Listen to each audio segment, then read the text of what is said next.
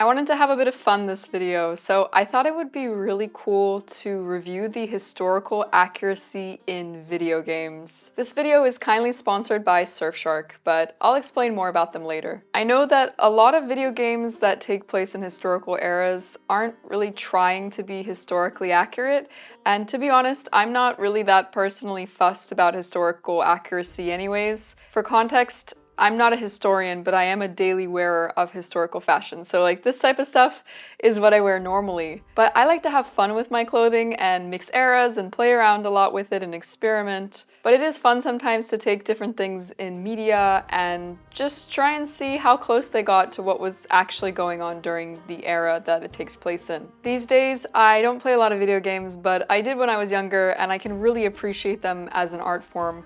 I work with technology, so I know how much goes into making things like a video game and how much incredible skill and talent it takes for the whole team involved. I also really don't like violence in video games, so I don't personally agree with some of the games that I'm going to be talking about today, but we're focusing on the clothing specifically. I'll be focusing in a lot more on the feminine clothing in the games, as that's what I'm more familiar with, but there is a big mix of everything. All right, let's jump into it. So I asked you all on Instagram what sort of games I should review, and you all came through. I think I got over 150 answers, which is incredible. The first game is The Sims Medieval, which I have actually played. I really enjoyed this game. I played it last maybe 3 or 4 years ago, and it was really fun. Just looking at some footage and photos of the gameplay, there's a pretty big variety of outfits here to choose from because they're so incredibly customizable. I mean, that's the whole point of Sims after all, isn't it? And I really like the uniqueness of some of the looks. I think that they got really creative with them, but I would say that they're a lot more Ren Fair accuracy than they are historically accurate. From what I can tell, there aren't a lot of actual garments that were worn during the medieval period, for example, a tunic or a coat or a kirtle. But I think in order to appeal to a more modern audience, which you see done a lot in movies and video games and TV shows,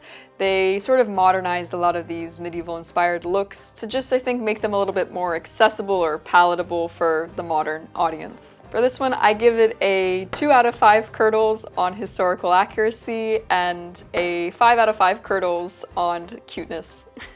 The next game is Bioshock Infinite, which is set in 1912. I'm specifically going to be looking at the character Elizabeth in the game because I think that her fashion is really representative of kind of the look and feel of the overall game. I've never played this game, but based off of what I've been reading and what I understand, she has 3 main outfits that she wears in the game. The first outfit is this one that's getting called Student, which is basically a white blouse with these blue sleeve cuffs and collars, and it's tucked in at the waist into a blue knee-length skirt and black boots. This is definitely modernized or historically inspired 19-teens clothing rather than being representative of what people were actually wearing during this period in Europe. Some of the aspects that I like is I appreciate the length of the skirt. She's quite active and playing in the game, so it makes sense that she'd want something a little bit shorter. I like her shoes in this look too. I think that they're really cute and they definitely tie in really well with this 19-teens look. But again, I think that this is one of those looks that is more inspired by the era and is a modernization of what was actually going on at the time. In reality, 1912 clothing looks a lot more like this. So there would be hats and gloves worn and higher necklines, and the silhouette is quite different as well. The corseted waist isn't as prominent as it is in maybe earlier period. You also have this phenomena called the hobble skirt at this point in the early 1910s.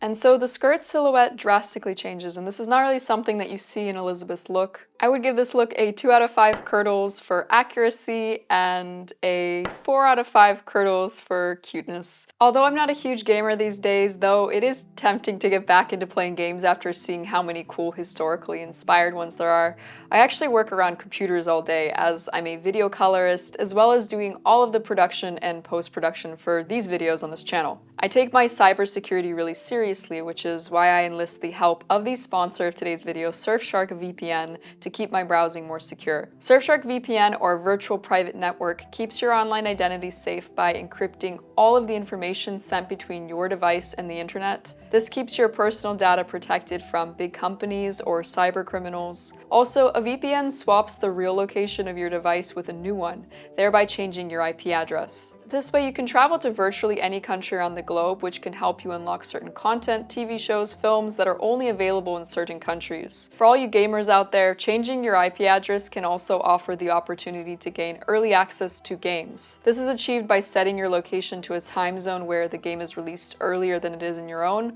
which is pretty awesome. I personally use my VPN primarily to secure my data online. A VPN encrypts your online data and helps to secure your personal information when you use free public Wi-Fi, which can be a goldmine for hackers. Masking your IP address is essential to becoming private online. A VPN makes sure that your city, country, and download history aren't linked to your identity. Additionally, Surfshark's Clean Web feature blocks ads, trackers, malware, and phishing attempts, allowing you to surf the web safely. Best of all, Surfshark does not monitor, track, or store what you do online, so that means no connection or activity logs. Surfshark also offer additional features like antivirus search and alert for total privacy and protection online. Plus, there's no risk to try out Surfshark as they offer a 30-day money-back guarantee. Surfshark is giving you all an extra 3 months for free. Just click on the link in the description box below or scan the QR code here on the screen and use my code Birchwood at checkout. Thanks again to Surfshark for sponsoring this video, and now let's review some more historical fashion in video games. The next game is Kingdom Come Deliverance, which takes place in 1403, and I'm going to be specifically looking at the fashion of the character Teresa. The game takes place in the Kingdom of Bohemia, which is the predecessor to the modern-day Czech Republic. My impression of the game is that her fashion is actually really good. I really like to see the use of kirtles and coats and tunics, which are actually being worn during the period. And I really love this detail here on a different character of the tie-on sleeves, which is something that you also get during the medieval period. As you can see, the game developers really didn't try and modernize the clothing, they just tried to keep it more or less representative of what was actually going on in the period. I did do a bit of digging on Reddit, and apparently the armor isn't very historically accurate, but that's something that is completely out of my realm of knowledge. I have very little knowledge about armor historically. So if any of you are really into the historical accuracy of armor, maybe you could let me know in the comments what you think about the armor of this game. But this is definitely the most historically accurate outfits that I've seen so far out of any of the games that we've reviewed. I also love that you get a nice diversity of head coverings like headscarves and wimples. It's just a really sweet detail, and I think that accessories play a huge role in how historically accurate the clothing of a video game might feel. For historical accuracy, aside from the armor, which I'm not familiar with, I'm going to give this one a 4.5 out of 5 kirtles because it is really good, especially for the female characters. For cuteness, I'm gonna give this a 5 out of 5 kirtles because I just really like the look of this game, and I feel like these are outfits that I would actually personally wear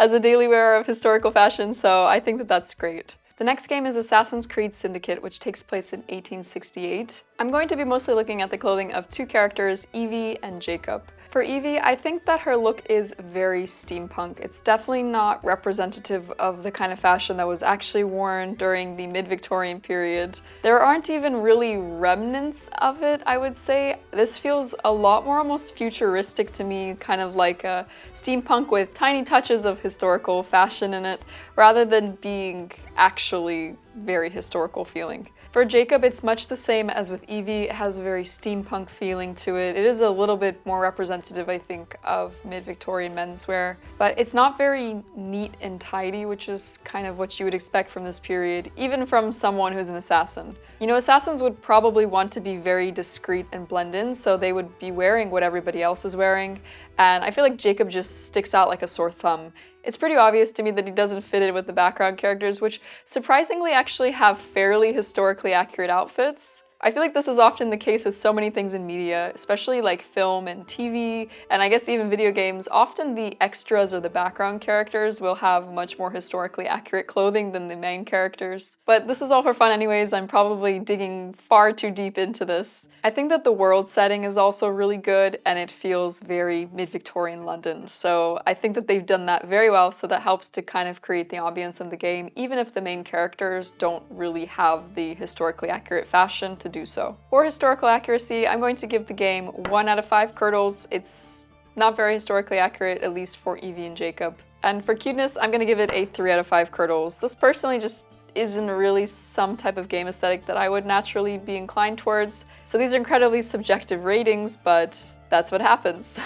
The next game is Hellish Quart, which is 17th century Polish fashion, which is a type of fashion that I am extremely unfamiliar with, but I tried my best to do a little bit of research to be able to prepare for what I was going to say for this section. The developers really focused on the clothing design for this game, and it shows. You can see that they put a lot of attention into detail. And according to the description on Steam, the character models are actually based on 3D scanned reconstructed fashion from the period. So clearly a lot of care and time went into the clothing in this game. For historical accuracy, I'm going to give Hellish Quart a 5 out of 5 curdles.